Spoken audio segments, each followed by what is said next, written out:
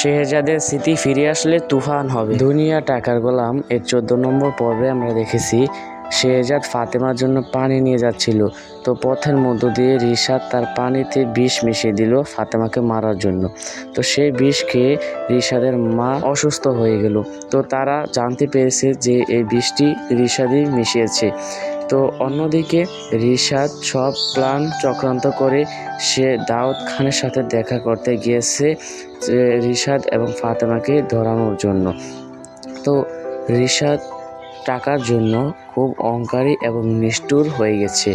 তো দুনিয়া টাকার গোলাম এর 15 নম্বর পর্বে শেহজাদের স্মৃতি কি ফিরে আসবে? এবং শেহজাদের স্মৃতি যদি ফিরে আসে তাহলে তো তুফান হবে, তুফান। তো তুফান হবে, রিশাদের অবস্থা সবচেয়ে খারাপ অবস্থা হবে।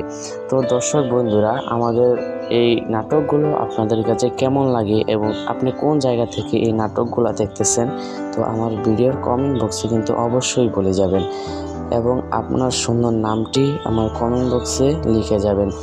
এবং দুনিয়া টাকার গোলাম এর 15 নম্বর পর্বটি আসবে রবিবার দুপুর 12টা বাজে। ধন্যবাদ সবাইকে।